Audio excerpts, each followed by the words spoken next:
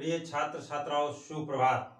आज इस वीडियो में मैं उपस्थित सुरेश चंद्र और आप सभी का हार्दिक अभिनंदन है। प्रिय बच्चों, आज हम सब लोग हमारी ये कक्षा 7 में जो बसंत नाम की बुक चल रही है, कक्षा 7th में ये बसंत नाम की जो बुक चल रही है उसमें हिंदी बसंत में आज पाठ 11 रहीम के दोहे। रहीम के दोहे के बारे में आज हम सब लोग यहाँ एकत्र हैं अध्ययन करने हेतु।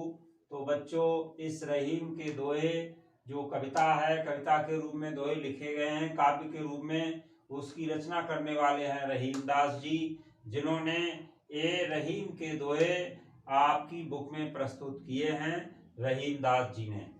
तो थोड़ा सा प्रकाश डालते हुए रहीम दास जी के बारे में बताना चाहूँगा। प्रिय बच्चों, ये रहीम दास जी जो हैं वो हिंदी के प्रसिद्ध कवि हैं। रहीम दास हिंदी के एक प्रसिद्ध कवि हैं। इनका पूरा नाम अब्दुल रहीम खान खाना था। बच्चों, ये अकबर के दरबार की नवरत्नों में से एक थे। इनकी रचनाओं का संग्रह रहीम रत्नावली के नाम से जाना जाता है। बहुत महत्वपूर्ण नाम है रहीम दास जी का।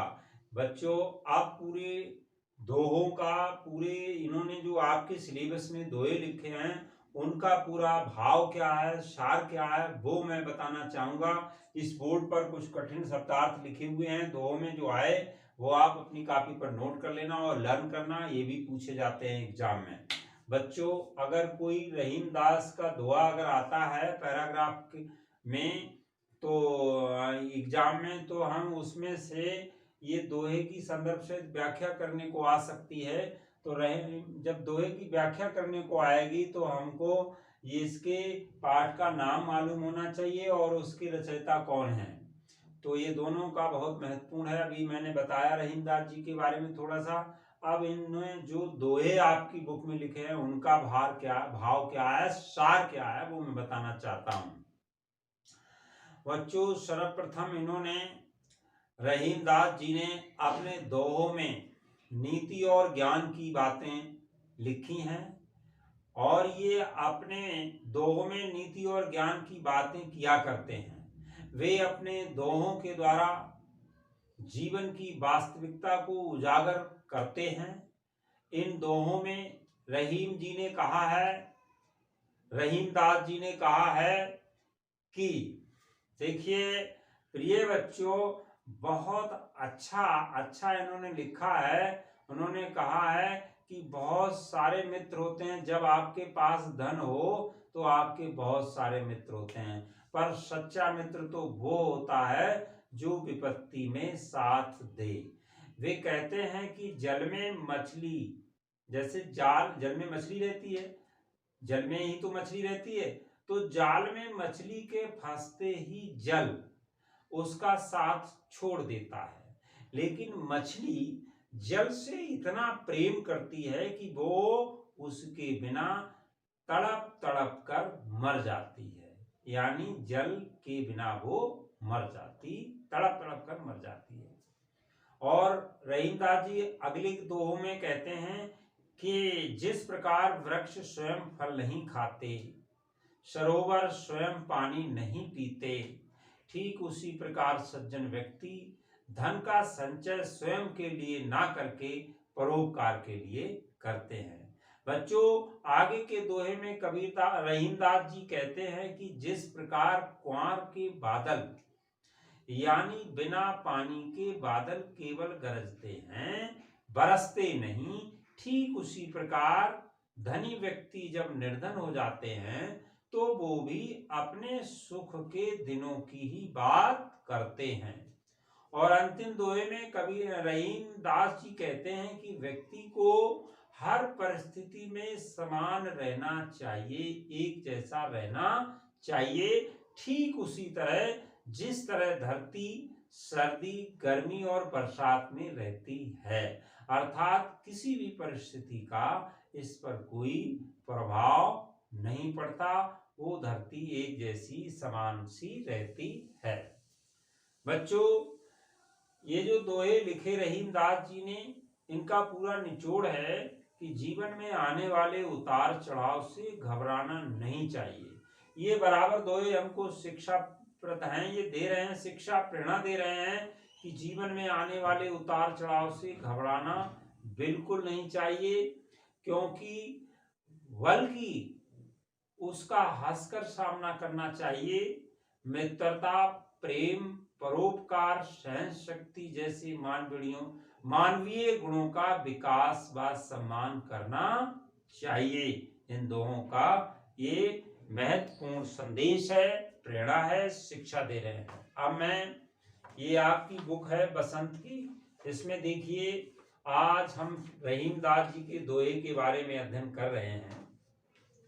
बच्चों, रहीम के दोहे मैं पढ़ रहा हूं, आप लोग अपनी बुक में ध्यान से देखेंगे। रहीम के दोहे का मैं संदर्भ सहित व्याख्या भी करूंगा, क्योंकि ये थोड़ा संदर्भ आगे बताऊंगा, अभी केवल व्याख्या आपको समझाऊंगा। कह रहीम संपत्ति सगे, बनत बहुत बहुरीत, विपति कसौटी जे कसे, तेई साचे मीत। बच्चों, संपत्ति का अर्थ होता है धन दौलत, बहु का अर्थ होता है अनेक, और रीत का अर्थ होता है विधि तरीका, और विपत्ति का होता है संकट और मुसीबत, और कसौटी का होता है जांच परख। कह रहीम संपत्ति सगे, बनत बहुत बहुरीत, विपत्ति कसौटी जे कसे, तेई साचे मीत। इस दोहे में रहीम दास जी कहते हैं कि रीत माने विधि और तरीका। रहीम दास जी कहते हैं कि किसी भी मनुष्य के पास जब तक धन है, दौलत है, संपत्ति रहती है, बनत बहुत बहुरीत, तब तक बहुत से लोग अनेक प्रकार से उसके अपने बनने की कोशिश करते हैं, प्रयास करते हैं कि मैं तुम्हारे रिश्तेदार हूं, मैं तुम्हारे रिश्तेदार का रिश्तेदार हूं, इस प्रकार से बातें करते हैं। और विपत्ति कसौटी जे कसे, विपत्ति का अर्थ होता है संकट और मुसीबत, और कसौटी कहते हैं जांच परख। जब हमको अरे तुमको मेरे मित्र, तुम तो मेरे मित्र रहे हो, सच्चे मित्र तो वो होते हैं बच्चों, विपत्ति कसौटी जे कसे, तेई साचे मीत। और सच्चे मित्र तो वो होते हैं जो मुसीबत के समय में साथ नहीं छोड़ते और मुसीबत के समय जांच में खरे उतरते हैं, वो सच्चे मित्र होते हैं।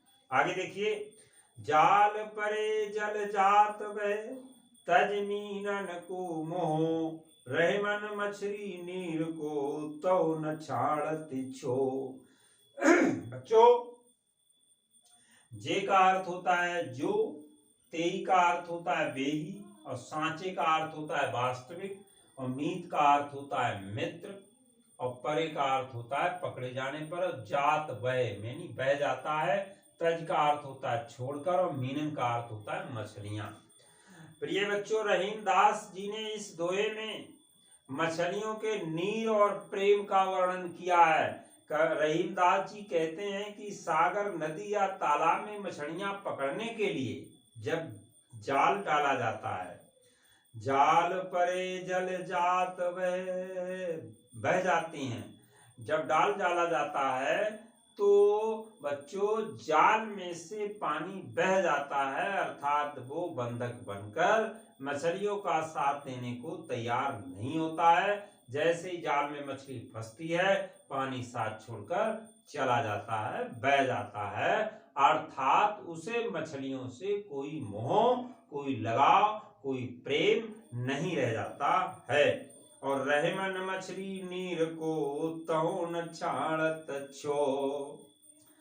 ऐसी स्थिति में भी मछलियां पानी से अपना मोह या प्रेम नहीं छोड़ पाती, और वे पानी के अभाव में अपने प्राण त्याग देती हैं।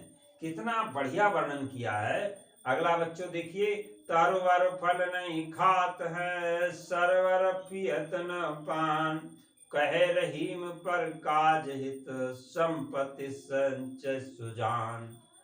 प्रिय बच्चों, तरवर कहते हैं वृक्ष के लिए, पेड़ पौधों के लिए, और खात मीन्स खाना, और पियत मीन्स पीना, और पान मीन्स पानी। प्रकाश कहते हैं दूसरों के काम।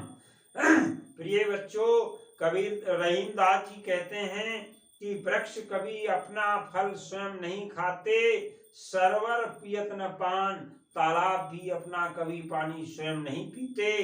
कह रहीम प्रकाश हित, वो दूसरों की भलाई के लिए हमेशा सज्जन लोग अपना धन इकट्ठा करते हैं और संपत्ति संचय सुजान, और सज्जन व्यक्ति की जो संपत्ति होती है वो दूसरों के लिए, काम के लिए, उपयोग के लिए, परोपकार के लिए वो उसका उपयोग करते हैं सज्जन लोग। आगे देखो कितना सुंदर वर्णन किया गया है। थोथे बादर क्वार के ज्यों रहीम गहरात। थोथे बादर कहते हैं जलबीन बहादुर, जिसमें जल का पता नहीं।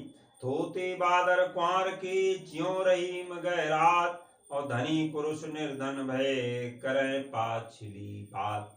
देखिए, रहीमदास जी इस दोहे के माध्यम से कहते हैं कि जिस प्रकार कुआर के बादल बरसते नहीं, जलविहीन होते हैं, उसी प्रकार धनी व्यक्ति जब निर्धन हो जाते हैं तो वो भी अपने सुख के दिनों की ही बात करते हैं। कितनी सुंदर, यानी अपने पिछले बीते हुए सुख के दिनों की बात करते हैं निर्धन होने पर भी। और बच्चों, इसके बारे में अंत में आया है दोहा कि धरती की सी रीत है, शीत घाम और मेघ, जैसी परसो सह रहे त्यों रहीम ये दे। धरती की सी रीत है। देखिए, इसमें रहीमदास जी कहते हैं कि व्यक्ति को हर परिस्थिति में समान रहना चाहिए।